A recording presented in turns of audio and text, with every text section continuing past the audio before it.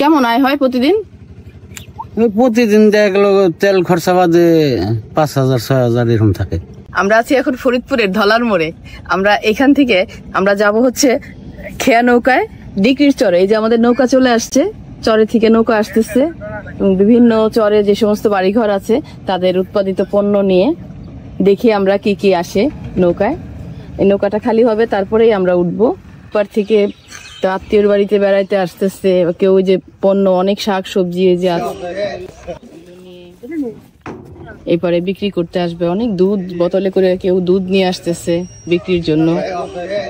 প্রায় সব বাড়িতেই লালন পালন করা হয়, সেই দুধ হয়, সেই দুধগুলো তারা এই খেয়া নৌকায় পার হয়ে এই পারে নিয়ে আসে বিক্রির জন্য।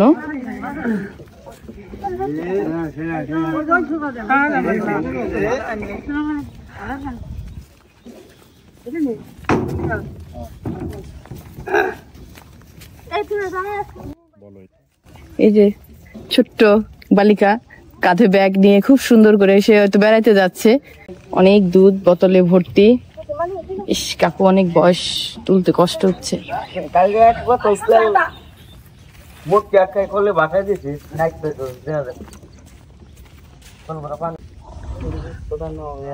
মোটরসাইকেলও পার হয় নৌকায়।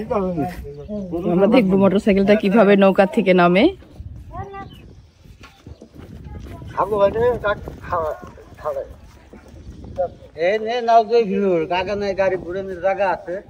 এই যে মোটরসাইকেল আসতেছে, এই যে শহরে যাবে তেল নিতে, কারণ চরের কিন্তু বাহন এখন মোটরসাইকেল। এই যে কোথায় যাচ্ছেন? তেল আনতে। তেল আনতে যাচ্ছেন? তেল দিয়ে কি করবেন? বড় ট্রাক্টর আলটাল বা ই করি। ও আচ্ছা, ব্যবসা করেন আপনি তেলের? হ্যাঁ। শহর থেকে তেল নিয়ে আসেন।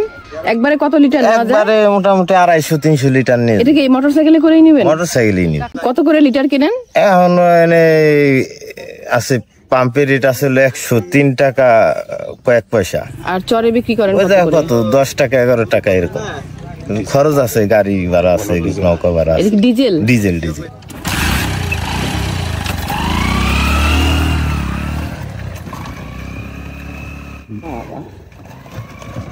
এখানে অনেক রোদ। এটা হচ্ছে যাত্রী ছাউনি, এখানেই সবাই অপেক্ষা করে নৌকার জন্য। আচ্ছা, এটা আসলে ছাউনি না, ঠিক এটা একটা দোকানও।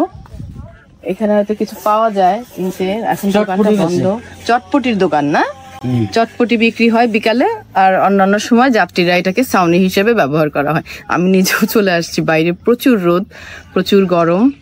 ভাই, খেয়া নৌকা কতক্ষণ পর পর আসে? আধা ঘন্টা পর পর। আধা ঘন্টা পর পর। শুরু হয় কখন থেকে? ভোর 6টার থেকে। 6টার থেকে আর 9টা পর্যন্ত। রাত 9টা পর্যন্ত চলে টানা?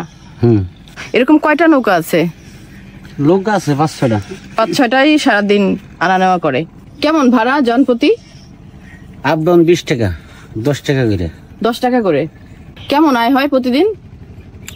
প্রতিদিন দেখা গেল তেল খরচা বাদে 5,000-6,000 এরকম থাকে। আচ্ছা, এক নৌকার থেকে কি 5-6 হাজার নাকি সব নৌকা? ইনটুডালে তেল খরচ বাদে 5,000-7,000 3,000 ওই একদিন এক পদে। আচ্ছা, কয়টা নৌকা আপনার? লোক আছে 4টা নৌকা। আচ্ছা, এই যে নৌকা যে এই পথে আসে, এটার জন্য কি ঘাটের কোনো ডাক নিতে হয়? ডাক নিতে হয়।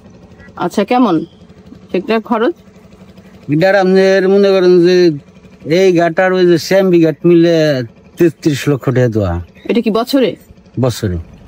আপনি কত বছর যাবত এই ঘাটে করেন? এই ঘাটে আমরা আছি 10-15 বছর। 15 বছর হয়ে গেছে। বাড়ি কোন পারে? ওই পারে না এই পারে? বাড়ি নর্থ চ্যানেল, মোহনমের নতুন হাট। North channel. নৌকা চালাতে কেমন লাগে আপনার? আমাকে অভ্যেস হয়ে গেছে, চালাই প্রতিদিন। আমাকে ব্যবসায়ী। ভালো লাগে না? ভালো না লাগলে চালাইনি, ব্যবসায় আমাকে এটা।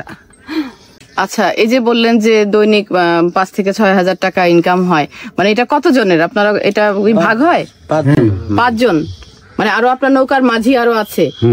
আচ্ছা, এদের কি রোজ হিসেবে দেন নাকি মাসে? রোজ। এতে সংসার চলে? কি নাম আপনার? সেকেন্ড মাঝি। সেকেন্ড মাঝি? নামের সাথে মাঝি যুক্ত হয়ে গেছে নাকি? বাড়ির নামও কি মাঝি বাড়ি? হ্যাঁ, সেকেন্ড মাঝি বলে।